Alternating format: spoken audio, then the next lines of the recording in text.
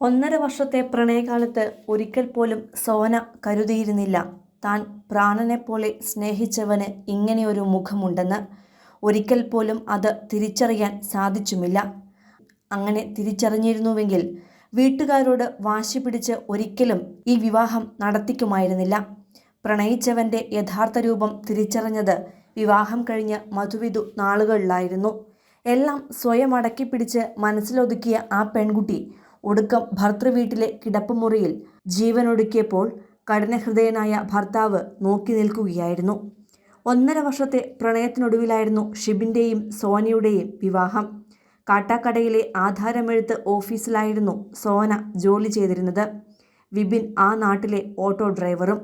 ഇതിനിടയിലുണ്ടായ അപ്രതീക്ഷിത കൂടിക്കാഴ്ചകൾ പ്രണയത്തിലേക്കും ആ പ്രണയം വിവാഹത്തിലേക്കും എത്തുകയായിരുന്നു. ഇരുവരും 2 സമുദായത്തിൽപ്പെട്ടവരായിരുന്നു. ഈ പ്രണയബന്ധം സുഹൃത്തുക്കളും ബന്ധുക്കളും പതിയെ വീട്ടുകാരും അറിഞ്ഞപ്പോൾ വ്യത്യസ്ത സമുദായമായതിൻ്റെ ചെറിയ നീരസങ്ങൾ ഉണ്ടായിരുന്നു. എങ്കിലും ഇരുവരുടെയും പരസ്പര സ്നേഹത്തിനു മുന്നിലും മക്കളോടുള്ള സ്നേഹത്തിനു മുന്നിലും അതെല്ലാം മറക്കുകയായിരുന്നു മാതാപിതാക്കൾ. അങ്ങനെയാണ് ബന്ധുക്കളുടെയും പ്രിയപ്പെട്ടവരുടെയും എല്ലാം അനുഗ്രഹത്തോടെ കഴിഞ്ഞ വർഷം ജൂൺ മാസം അവസാനം സോനയും വിപിനും ഒന്നായത്. ഇപ്പോഴത്തെ കല്യാണാഘോഷങ്ങൾക്ക് ഉള്ളതുപോലെ ഫോട്ടോഷൂട്ടും വീഡിയോ എടുപ്പുമെല്ലാം ഒരുക്കി നിറഞ്ഞ സന്തോഷത്തോടെയായിരുന്നു പ്രഭാകരനും ഭാര്യയും മകളെ വിപിൻ്റെ വീട്ടിലേക്ക് യാത്രയാക്കിയത്.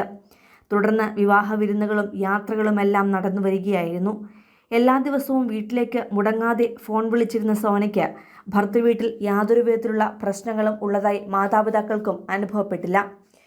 തൊട്ടടുത്ത മാസം ജൂലൈയിൽ ഒരു ഞായറാഴ്ചയാണ് സോനയുടെ മരണം സംഭവിക്കുന്നത്.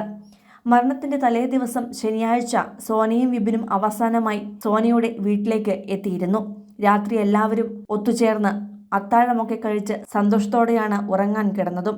ഞായറാഴ്ച രാവിലെ പള്ളിയിലും പോയി വീട്ടിൽ തിരിച്ചു വന്ന് യാത്ര പറഞ്ഞാണ് ഇരുവരും കാട്ടാക്കടയിലെ വിപിൻ്റെ വീട്ടിലേക്ക് പോയത്. ചിരിച്ചും കളിച്ചും നവദമ്പതികളെ നിറഞ്ഞ സന്തോഷത്തോടെയാണ് യാത്രയാക്കിയത്. എന്നാൽ വൈകിട്ടോടെ സോന വീട്ടിലേക്ക് വിളിച്ചപ്പോൾ തലവേദനയുണ്ടെന്ന കാര്യം പറഞ്ഞിരുന്നു. പിന്നീടാണ് സോനയുടെ ജീവിതം തന്നെ നശിപ്പിച്ച സംഭവങ്ങൾ ആ വീട്ടിൽ അരങ്ങേറിയത്. വിവാഹം കഴിഞ്ഞ് 13 ദിവസമേ ആയിരുന്നുള്ളൂവെങ്കിലും സ്ത്രീധനം ആവശ്യപ്പെട്ട് സോനയെ വിപിൻ മാനസികമായി ഉപദ്രവിച്ചിരുന്നു. ചില ദിവസങ്ങളിൽ ശാരീരികമായും മർദ്ദിച്ചു. ഇതാണ് മരണകാരണമായത്. വിപിൻ ഉറങ്ങിക്കിടന്ന മുറിയിൽ സോന തൂങ്ങി മരിച്ചത് അറിഞ്ഞില്ല എന്നായിരുന്നു വിപിൻ്റെ ആദ്യ മൊഴി. 9 മണിക്ക് വിപിൻ ഉറങ്ങിയെന്നാണ് പറഞ്ഞത്. എന്നാൽ അപ്പോഴും വിപിൻ 10:30 വരെ മൊബൈൽ ഫോണിൽ ഓൺലൈനിൽ ഉണ്ടായിരുന്നു.